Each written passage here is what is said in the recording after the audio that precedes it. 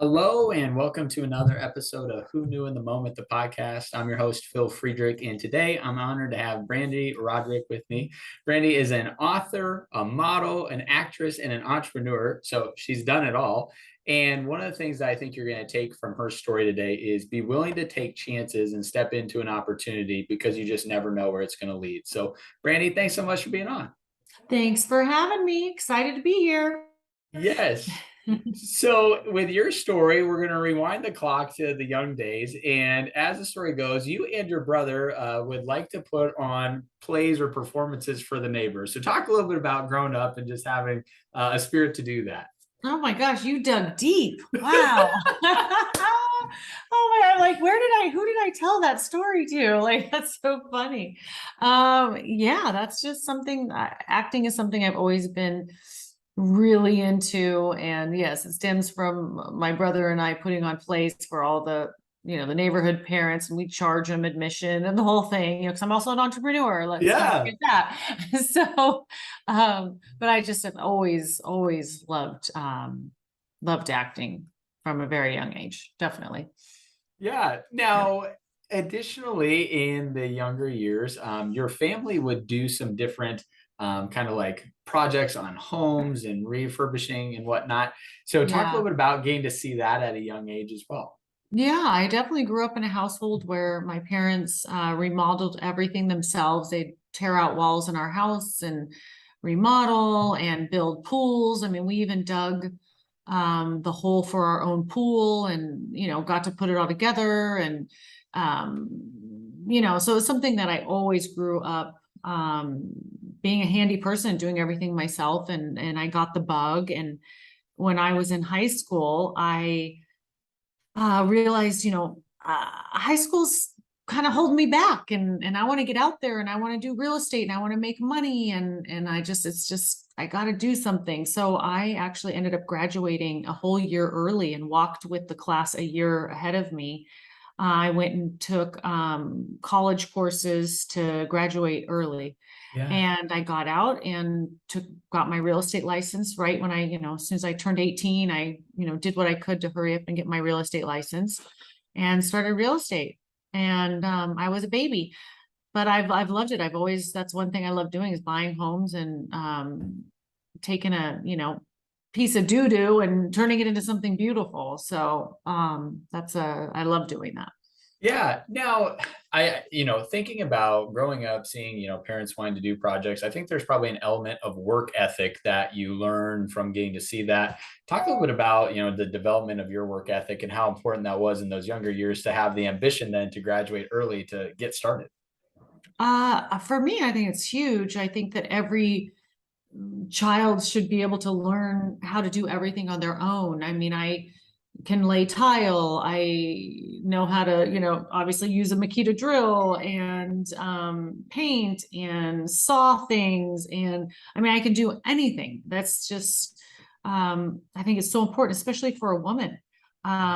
I mean, even when I was married, I did everything. Like he didn't know how to do anything, and I was teaching him how to do stuff. So, Yeah. so you never know. You might be on your own. You might be married to someone that can't do anything. So it's very important to learn how to do things on your own. And that's definitely shaped me for who I am today. And, um, knowing that nothing is, impossible, Yeah. Now, entering into the real estate world, there is nothing easy about being in real estate. Talk about getting started and getting some momentum behind you as you're starting that business. As far as starting yourself with real estate, Yeah. um, I started out, I went to one of those courses and programs where you have a mentor. Yeah. And although they are kind of pricey, in the beginning, it really helped me because they would show me how to prospect and how to get out there and go after it and do it, and the door knocking and the this and the that. There's so much to it. So if you can find a mentor of some kind, if you can't afford to go to, one of the big companies that has the mentors, like just find someone in your office, someone that's willing to help. Um, and I even had friends also that were within my office that were very helpful. and learn everything you can. Go to as many courses as you can, take as many online courses, and be a sponge. And the one thing that someone told me, a very, very seasoned realtor who just makes so much money and has so many properties, he said, knowledge is key. So you pick your one area where you want to specifically work in, and you need to learn everything about that area, every house, everything about the neighborhood, all the listings, go see every open house in that neighborhood. And he said, knowledge is key. So know your area. And that was super informative, because when I talked to people at an open house, I knew everything about it. And they would be like, oh, well, we want to work with you, because I just Yeah. would know everything about the neighborhood. And I picked the neighborhood that I live in, so that, it's easy to know everything about the neighborhood you live in. So that's really important knowledge. That's great. And, something as you're saying that I think is a commonality for a lot of people is they say, well, I kind of want to know a little bit about everything, opposed to only, knowing a lot about this one thing or Yeah. being predominantly there. So what Yeah. would be, a word of advice there? I mean, you highlighted why it's important, but what would be a word of advice on that? On honing in on Yeah. your it's important. You hone in on your one area, you become the expert of that area. And that's what you want to do. You want to become the expert of your area. And that way you're the go-to person. Yes, that is Mhm. good. Now, at some point, you decide that, hey, maybe this modeling thing is an opportunity for me as well. So, talk a little bit about how you get into the world of modeling and kind of videography and everything. Well, I mean, for me, obviously acting, like I said, since I was a kid, I wanted to be an actress. However, ever since I was a young child, my mom always she would tell me the story of how I got my name. And my mom was 2 weeks late from her due date, and she's like, I got to get this baby out of me. So she decides to walk from her house to her aunt and uncle's house, which was a couple miles away. Anyway, she walks all this way. She gets in their house. She goes to grab a glass of water, sits down on the couch, and on the coffee table is Playboys. So she picks one up and she's thumbing through this. And there's this beautiful blonde girl, and her name is Brandy, spelled with an E. And she's like, oh my gosh, I want my daughter to look like that. So she changed my name because my name was going to be Tony. And she changed my name to Brandy because of that magazine. And she told me the story. So I knew this ever since Wow. I was little. So I remember in 5th grade when the teachers were asking, what do you want to be when you grow up? Because I'm thinking, my mom wanted me to look just like this one Playmate. So I think it was just kind of always a thing since I was very young, also, that I had to be a Playmate. I got to live up to this idea of this, Yeah. what my mom had in her head. And when I got to Hollywood to go, for acting, I also was pursuing to be a Playmate as well. So that's kind of where that whole thing started. Yeah. So in kind of the early 2000s is when you get the big notoriety there, getting the Mhm. cover, and that parlays into some Baywatch. So talk a little bit about that season of life for you and just doors starting to open up. The thing with Baywatch and Playboy, they basically happened at the exact same time. Because when Baywatch, they had a close relationship with Playboy. If you'll notice, most the Baywatch girls had been in Playboy, or they either were in Playboy first or they went to Playboy after Baywatch. Yeah.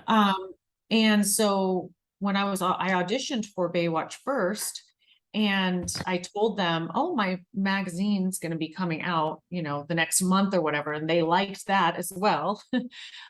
So the month that my issue came out, I was on a plane heading to Hawaii to shoot Baywatch. So it was all kind of at the same time.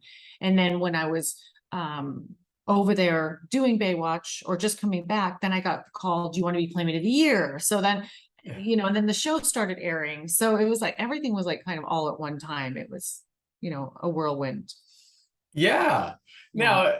Now within that, as you're, getting some notoriety there, I think, something that happens for a lot of folks is we start putting self-worth, or we can start putting self-worth in outside accolades and, outside compliments and things of that nature. So talk about that season of life for you. Were you noticing yourself kind of getting to a point like that? Were you always grounded and realizing, hey, this is a part of me, but it isn't me? Talk about that for your life. Well, I will say that I've always been grounded and nothing changed that. And it's funny because you will hear people say all the time, oh, they changed, or Yeah. because they got money, they changed, or they now are a huge celebrity, they changed. People don't change. That you're either a good person to Yeah. begin with, and you're always going to be that good person. But if they say, oh, you changed, no, they were already an asshole to begin with, so they're still an asshole. You Yep. know what I mean?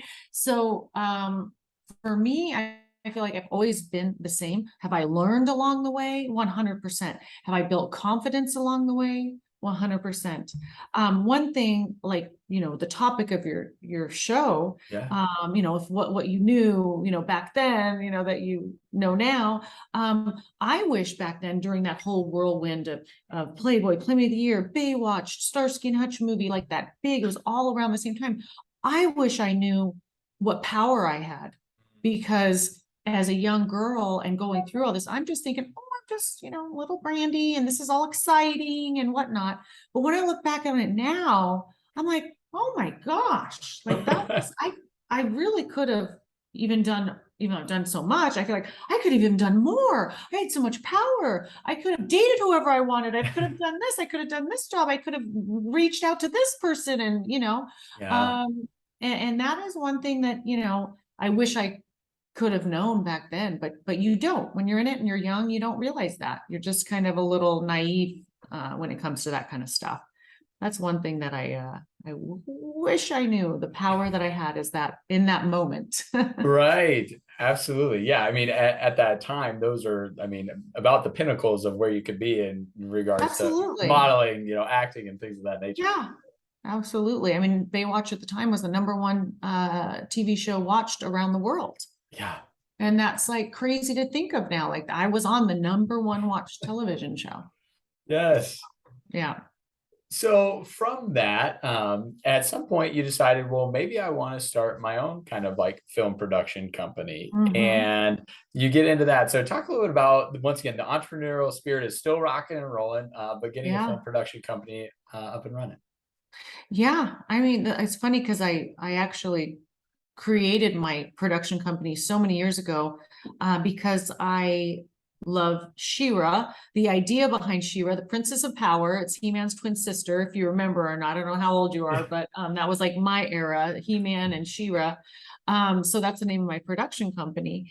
And for me, I wanted to create things. And beyond that, the other side of the camera as well, and do things the way I want to do them. And I feel like I have got, some pretty good fun ideas, and have produced a few films, and am working on my baby right now, my one production that I'm doing all by myself.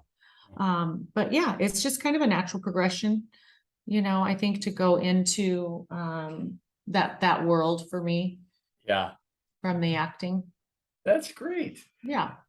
Now, you alluded to it, but at after some of these events happen, you get the role and you play a Mhm. role in the Starsky and Hutch movie, which, once again, classic movie and a great role Yeah. for you to be in. But talk about, being in that environment and on that movie with some of the, big names of acting that you're with. Once again, you were a big name also, or are a big name, but with some of those other folks. Yeah, I mean, it was surreal, and it was awesome. It was amazing. And we do the scene, and it was great. And we do the scene the way it's, start doing it the way it's scripted.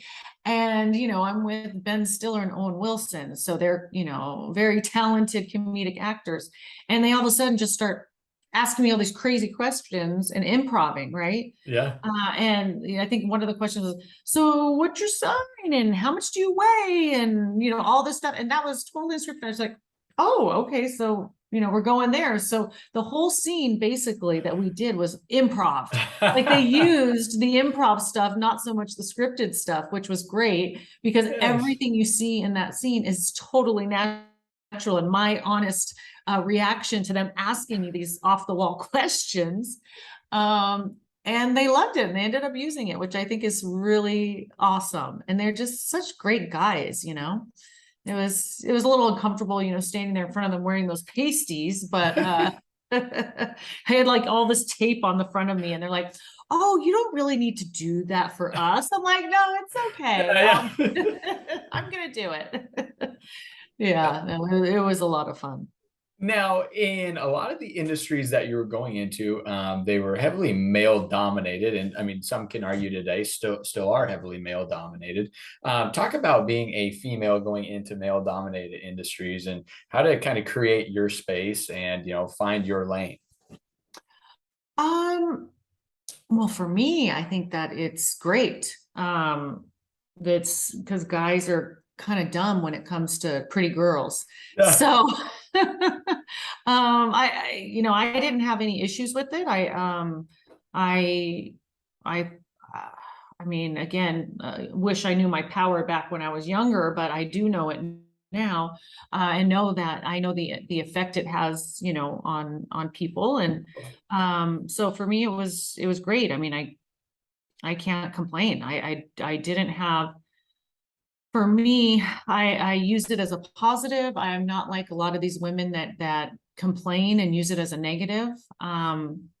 I some women will complain if a guy, whistles if she walks across the street, like, oh my God, how disgusting, he's a pervert. For me, I'm like, thank you. I'm almost 50 and that makes me feel good, Yeah. so yeah, I'm not gonna, I don't go down that road as, the male bashing like a lot of women do. For me, I think it's great. I love working with men.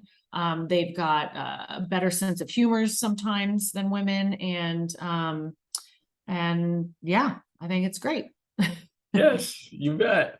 So I thought there was an interesting story with the Starsky and Hutch movie of your connection with Emmanuel Lewis and the I guess desire for someone to have signatures or a connection with Emmanuel Lewis. So talk a little bit about that who knew moment and how that came together. Oh yeah. So, and that's one thing I do. I think outside the box, and I don't take no for an answer a lot of times. And I really want something, I think some way outside the box to go and get it. Yeah. So one example of that was when I went to audition for Starsky and Hutch. I went in the room, and Todd Phillips, who, is an Academy Award winning director, he was there, and I auditioned for him, and he was telling me, he's like, oh my gosh. And at that time, I think it was Todd and Ben Stiller, I think might have been in the room too. But they were talking about how much they loved the Surreal Life. And I was on the Surreal Life with MC Hammer, Emmanuel Lewis, and Corey Feldman. And they were a huge fan of Emmanuel Lewis, or at least Todd was.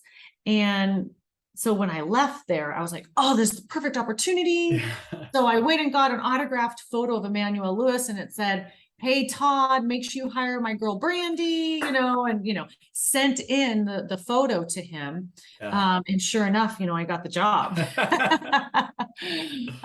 But yes, of course, I'm sure my acting was better than everybody's, and I would have got it anyway, but I made sure to, go the extra mile and do something that other people wouldn't do.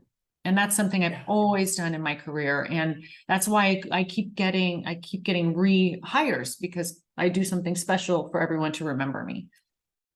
Yes. So let's dive into that. You're talking about it in regards to, hey, I got hired for a casting and whatnot. But that can transcend for really anyone listening to this. I think about it from my standpoint, doing job interviews with people and are we going to hire or not? The amount of times I've gotten like a handwritten letter after an interview, I could probably count on one hand, and I've interviewed thousands of people. It takes 18 seconds. It doesn't, and it costs 50 cents to send a letter, but it goes a long way in making you memorable. So talk a little bit about that in, the professional setting for anyone that's listening and the benefits you see. Well, one example, which is basically kind of what you're saying, I went on the casting for a sitcom, and which one? The Parkers. And I went in there, and I'm looking around the casting director's office, and she had these beautiful Voluspa, however you say it, candles. Yeah. And I was like, oh my gosh, that smells so good. She goes, oh, these are my favorite candles. I'm like, oh my God, I love that. And anyway, I do my audition. I end up sending her a thank you card with one of those candles, her favorite one that she said. I mail it. she called me. I must have done three different shows with her. She called me to audition every single one. I didn't obviously get every single one because I auditioned a lot, but I probably got 3 of the sitcoms that she brought me in for. She kept bringing me back because of that one gesture, and I just thanked her for letting me audition and sent her the candle. And it's just one of those things. I'm always looking around and picking something up but yes, always thank you cards, 100%. I send out thank you cards for everything, even personal stuff, not just job stuff, but anytime you go to somebody's house, and you spend the night, send them a nice thank you. Or if it's a longer than a day, maybe you send them flowers, but I'm always doing, something for sure.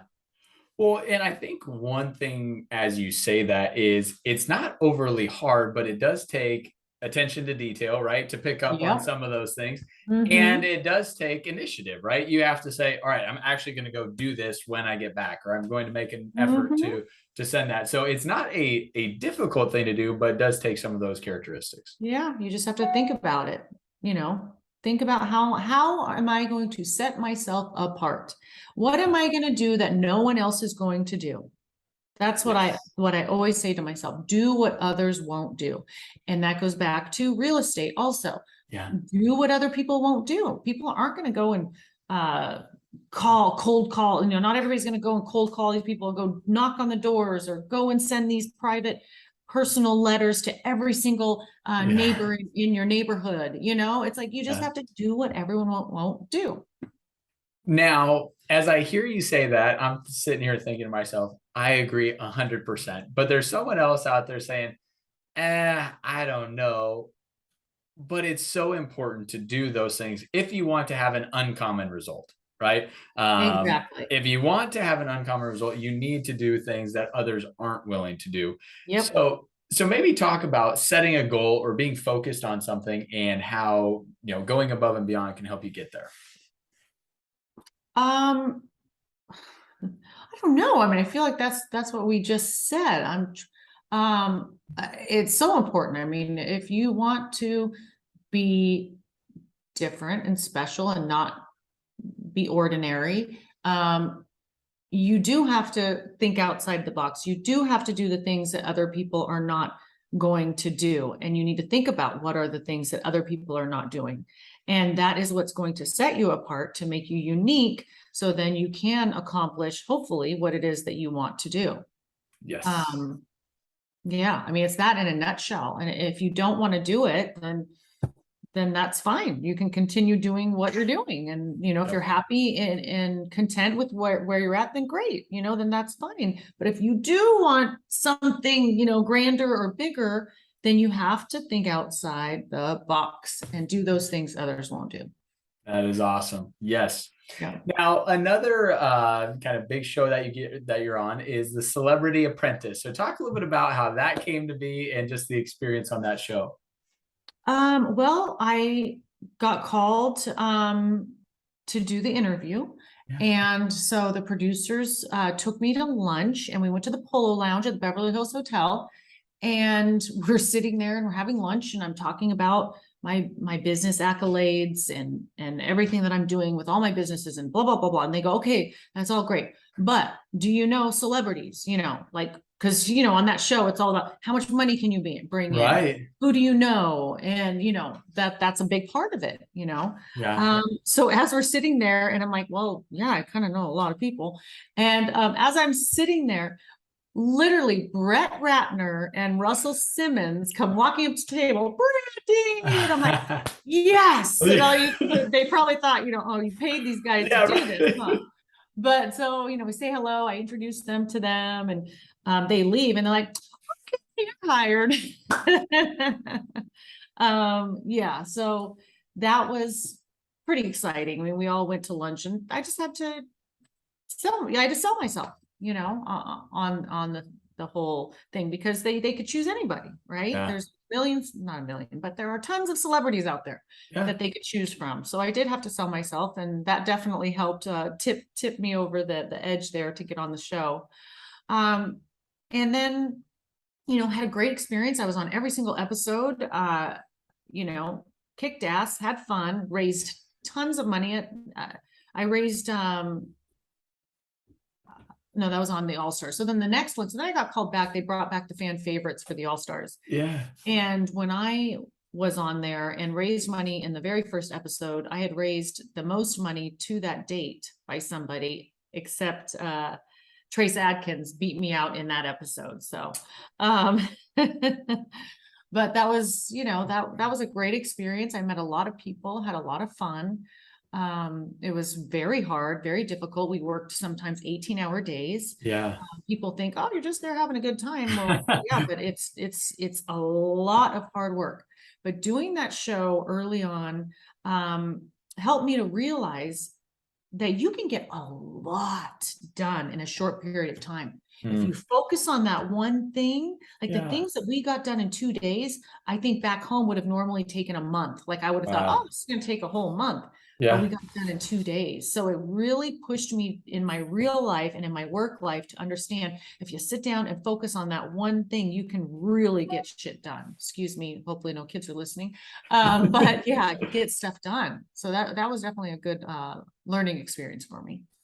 So I want to dive into a couple of things that you just said, and we'll start with the last part first. And that is, there is a power in focusing on the most important thing, right? And I think so frequently we don't do a good job of prioritizing what's the most important. We're just doing a little bit of everything, or we do what seems easiest first instead of what's most important first. So talk about that in your life. I was kind of going through that today, and I call it procrastination. And when there's things you don't really want to do or that don't seem fun, you procrastinate, right? But and I'm like, wait, you're procrastinating. You need to just do this. And it's funny because those things sometimes we procrastinate on don't even take that long. So if you just buckle down and know that you need to do it and get it out of the way, then you can work on the fun stuff, right? Yeah. But yes, it's hard to prioritize. But it's very important because you should work on the thing that's most important and that's going to get you the most reward, whether that's something that's satisfying to you, whether it's monetary or not. Work on the stuff that's most important first. But I'm guilty of that. Guilty of not doing that all the time. And I'm terrible at organization and prioritizing. That is one thing that I do need to get better at. But it is important because when you start working on the things that aren't really important, but they're just like a little bit more fun, then you don't get your stuff done that you need to get done. Yeah. So making a list, prioritizing what's important first on your to-do list the night before, putting down on the list, okay, I need to do this first because this is most important, and then go down the list from there. And it's kind of funny, but one thing, when you grocery shopping, you have to do, right? Yeah.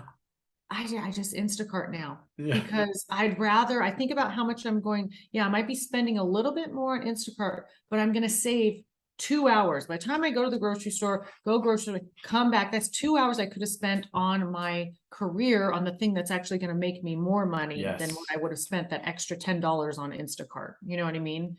So that's one thing that I started doing that helps me save time so I can work more. I love it. As you're saying that, and we were joking before we started recording about, hey, I was crossing things off the list today. And I used to be a big list person, but what I found myself doing was I would cross off things, but I was doing it to get like the dopamine drip, right? I want that feeling of accomplishment. Oh my God, yes. I would do stuff and things that weren't on the list, and I would go back, put it on the list, and then cross it off. Yeah. Because I wanted that feeling of like, hey, I accomplished it. It's so true. Oh my gosh. Yes, 100%. I do the same thing. Now, one thing that's been impactful for me though is instead of just having like a kind of straight down list, I created quadrants, and I put important and urgent, important but not urgent, urgent but not important, and not important, not urgent. And I split my list into those 4 areas, and I say, all right, the important and urgent is what needs to get done first. The important or not important, not urgent, it's like, well, it's got to get done at some point, right? Like I have to vacuum my house, but whether I do that vacuuming today or if I do it in 3 days at 10 p.m., kind of irrelevant to me. And Right. then the urgent, not important and important, but not urgent, you have to kind of delineate or decide, all right, which of those do I really need to be attacked? Yeah. I find myself doing something similar in that sense, as far as, um, the stuff that can wait, but it's, still have to get done. Yes.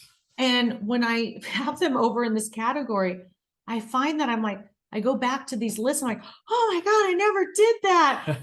But those kinds of things kind of fall at the wayside, right? Yep. The little things. Yeah, because you're doing all the really important stuff. So how do you mingle and mix in the stuff that's not so important but does need to get done? Right? Like my closet, Yeah. for instance. It's kind of like what you just said about vacuuming. I keep going to my closet. I gotta freaking organize this closet. It's driving me crazy. But that's not something that's gonna make me money, or something that's Right. urgent, or that I'm gonna, it's not like taxes or something. So Yeah. it keeps looking like the way it's looking, and it's driving me crazy. But I keep saying, one of these days I'm going to get organized and this closet is going to look great. So you know what I was thinking? Yeah. Okay, because it's bugging me. Maybe I just need to buckle down and hire an organizer. Same thing with my kitchen. Oh my gosh, my pantry looks like hell. Everything, I don't have room for anything. And I started thinking, I just need to hire an organizer, and then everything will be nice and clean. So I need to find a way to make more money so that I can hire an organizer to do it. I love it. I love it. We've solved your problems. We've solved the Yeah, there problems. we go. Let me write on my list. Let me put it on the list. Hire organizer. That's going to go in urgent. Yes, that's an urgent one. Yeah. Now, when you talked about making connections and just the power of our social circle, right? Mhm. I think one thing that can happen all too frequently is we try and have too many people in our social circle, and it prevents us from ever having a meaningful relationship with anyone in the circle. Mhm. At the same token, there's power in knowing a lot of people, right? Mhm. Our power can be there in the relationships we have. So, how do you go about cultivating real relationships with people, opposed to saying, "Oh, well, I kind of know that person"? Oh gosh, you know what? For me, that's a tough one. Because I am terrible at cultivating relationships. And I wish I had some grand, like great advice, but I am such a hermit, homebody. I don't socialize. I'm terrible at that. But I will say one good tool that I have found is LinkedIn. Yeah, I am on LinkedIn for sure. And I keep, try to keep communication through that, at least, in some way, shape, or form. Um, is that might even no, you went through Darren. I was gonna say, is that how we yeah, met? I yeah. was gonna say that might even be how we met. But yeah, that's so that I use that tool, but I'm more of like my tiny little close-knit maybe group, Yeah. of friends. Um, I don't know, maybe you have some advice for me, but I'm such a homebody that I don't really socialize too much. Yeah. So I'm probably like the opposite. I'm a very social person, but Uh-huh. what I would say is, and just as I've been hearing, your story, one of the things that really stands out is when you make a interaction or an acquaintance Mhm. being memorable. So, Mhm. Mhm. for Yeah. me, I a client of mine invited me to their law firm's opening, and I had gone to the grand opening 4 years ago, and now they opened up a second story of the operation. And I walked in, and about 3 steps in, this gentleman turns to me and goes, "It's so good to see you again." And in my head, I'm like, "Crap, I don't know who this is." Mm. And he goes, "I'm the owner of the law firm." And he goes, "I remember you being here 4 years ago. You were wearing a different suit, but an equally loud suit." And right, that was what stuck out. And so we were able to Ah, have a conversation for, another hour or two, right? yeah. And I think it's just important to leave it as a memorable experience, right? It could be, Yeah. you know, the I sent a thank you letter, right? That doesn't mean you have to be Mhm. out socially going to grab a cocktail with her 5 times in the next month, but you Right. did something to stand out and be memorable. Yeah. And that's one thing I will say that I always do when I am working and meeting people, which I do a lot. Yeah. I always remember their name. And before you leave them, say their name. People like to hear their name. Yep. So when you're looking at them and they tell you their name, oh, hi, I'm Pam. Oh, hi, Pam. Nice to meet you. So Yeah. Pam, where are you from? I say their name as much as I can. And then I look at them and I associate that their name and their face with someone else that I know, or a celebrity, or a, something that will remind me of them. Yeah. And then before we're done, it's always like, well, Pam, it was so nice to meet you. I'm just telling you, people like to hear their name. There's something Yes. about it. And I learned that a long time ago from some coach, life Yeah. coach or something.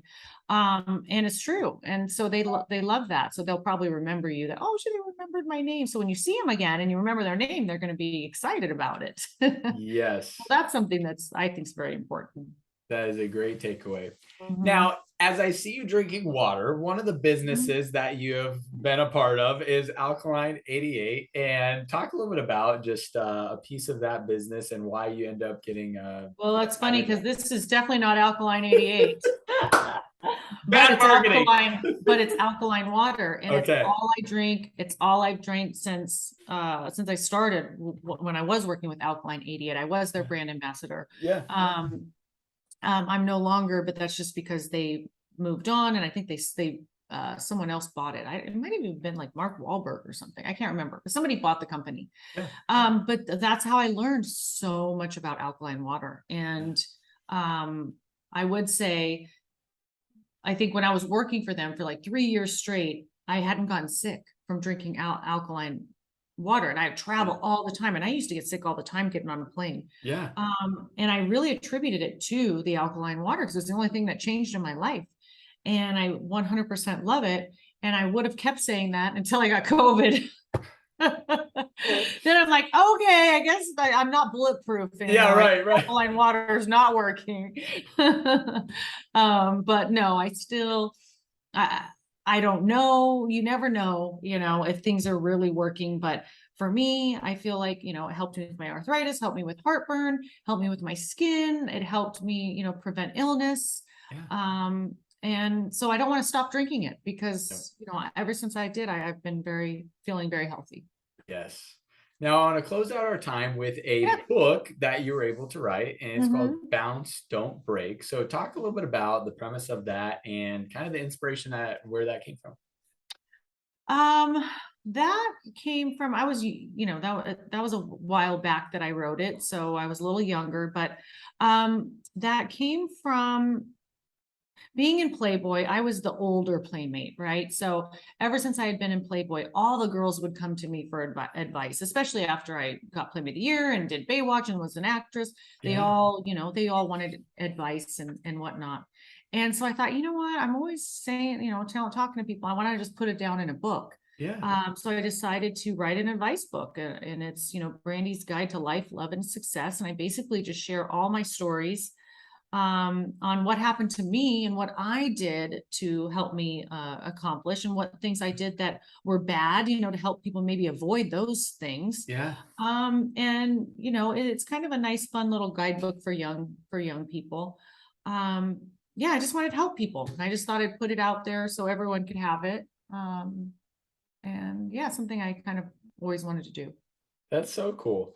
So for you, Randy, where does confidence come from? Right? Somebody listening today is saying, well, I'm sure Brandy's confident. I mean, gosh, she was, Playmate of the Year. She was in a movie, or she's in movies. She's on TV shows, right? Like, of course she's confident, but we all, no matter who we are, have different things that we have to battle to keep our confidence and have our confidence rooted in something that's not outside accolades. So talk about, where does Brandy's confidence come from? Well, I think that you have confidence in things Yeah. Like we were talking about the knowledge of your area and real estate. I'd be super confident talking about that. When you know something, you're confident in it. Yeah. I have like, for me, if I don't know something that well, then I'm not going to be as confident. Yeah. Everyone has insecurities. There's there's going to be, there's times when you're like my left eye doesn't turn left, so if I'm in a photo shoot and they're trying to take a picture of me from the left, I'm like, oh god, because I can't turn my eye left, and weird things like that. Yeah. But I mean, as far as confidence, I really do feel that comes from knowledge and you being comfortable with something, right? So if there's something that you want to be confident about, figure it out, become more Yeah. knowledgeable about it. And, that I think will help. I mean, that's the Yeah. only thing that I could say that helps me is I feel confident when I'm comfortable with something, knowing something. Yeah. Well, and what I would also say to that is, as I hear you say that, I think being able to reflect on past experiences, right? I'm Mhm. sure the first time you modeled or the first time you acted, maybe you weren't overly confident or comfortable. It was probably Oh, nerve-wracking, but 100%.